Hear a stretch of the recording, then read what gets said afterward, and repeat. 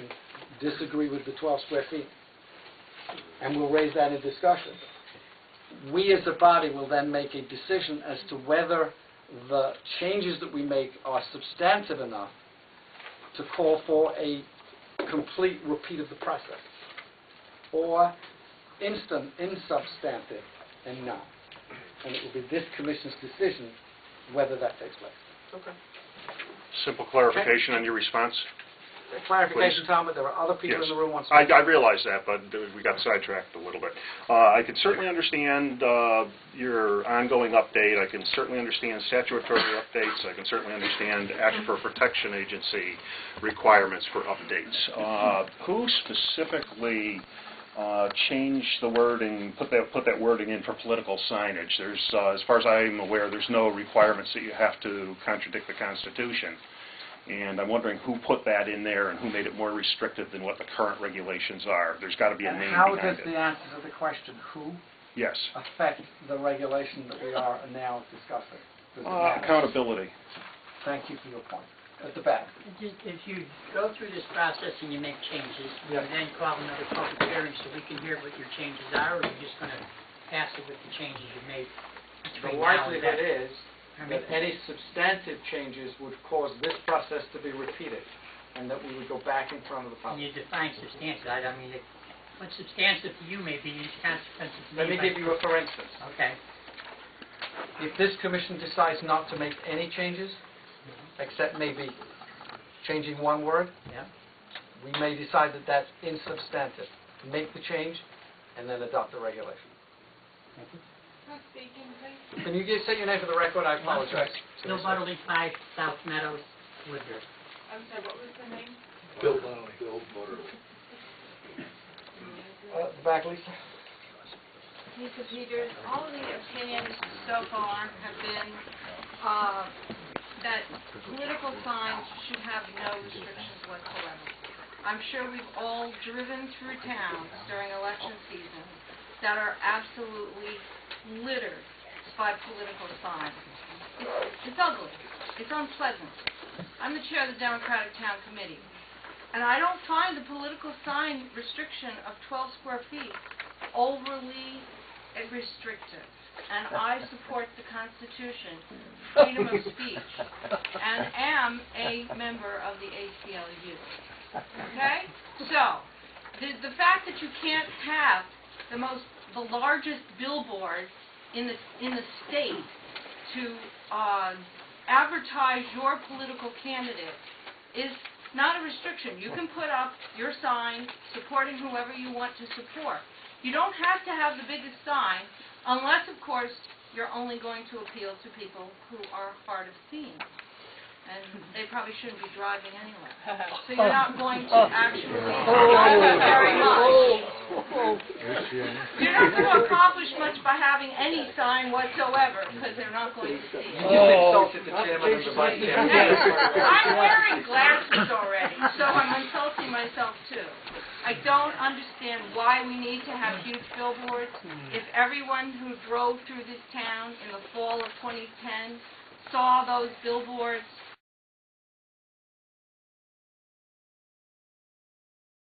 all over town, it was ugly.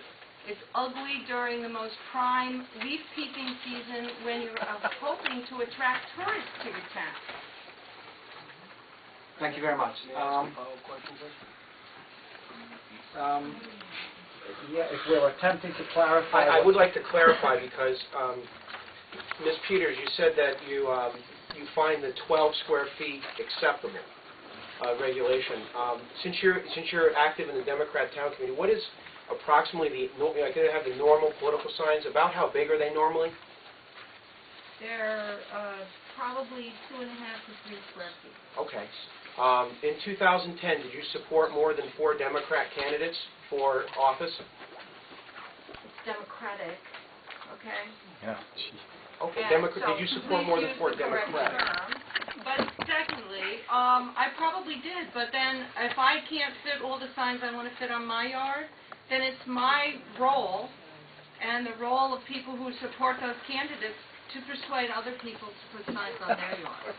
But if I can just and again, for a point of clarification, because that is a really good point that Sean raises, because if there are 4 political candidates, and, you know, in my family, there's a Democrat and a Republican, so that's kind of 8 signs right there. And I think what's behind the question, which is an excellent question, is what constitutes a fair number? Am I reading you right? Well, that's part of my question, but I'm just, if you're on the Republican Party, and say you're the vice chairman or you're a candidate, what you're saying is that you can only put up 4 signs, and I can tell you from 2010 there were more than 4 contested races. Did you have? What if someone wants to say, you know, I want to support these 5 candidates? What's the? I'm asking back, so I'd like to hear from you. I rotated signs. I put up 4 signs, and then take a couple of them down, and put up 2 different ones, and then, you know, a few days later, put up different signs. You can comply with the decision. Thank you, because I think we're going to come back to this. Who has not spoken? At the back. Susan Cheatham. Susan is behind you. That's Oh, all right. I'm sorry, I didn't. No, you go first. Thank Susan. you. Thank you, kindly. I would like to Susan Cheatham. Right. A question. As a resident for a bit of my life here, and as vice chair of the Historic District Commission, it seems to me that our form of government is based on representative republic, and that we have chosen to have different districts within the town that are governed by different aspects depending on what is important for the welfare and the business and the residents of this town. And can I just ask Martin, my question is, what role does the fact that the townspeople have chosen to have a historic district along the main street of this town, what role has that played, if any, in this discussion and looking at the size of the signs and the various problems that have arisen among townspeople over this? Thank you. If the commission will bear with me, I'd like to respond to that one, too. Strictly speaking, Susan, the land use regulations are not subject as regulations to historic district. Historic district is a separate set of regulations that overlays. So now you get two sets of regulations.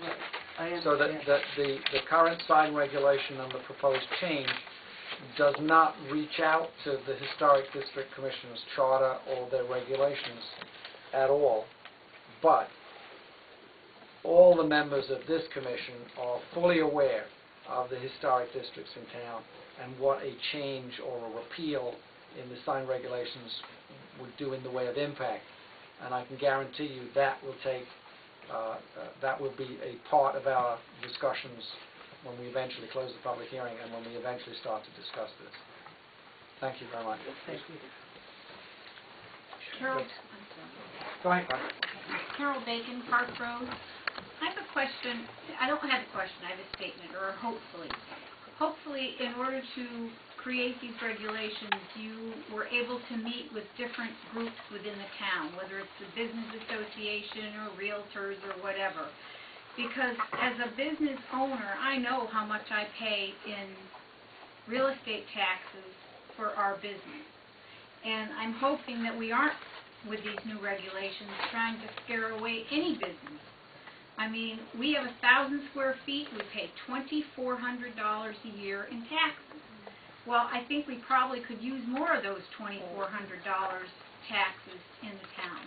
So I really hope there was an opportunity to meet with different groups within the town. We're going through a tough economy right now, and we need as much as we can for generation of income. Thank you very much. I just had a question for Ms. Is it Chatham? Cheatham. Cheatham. Are there any regulations from the historic district that are relevant to any of these changes, either political signs or dormers, or is there anything relevant?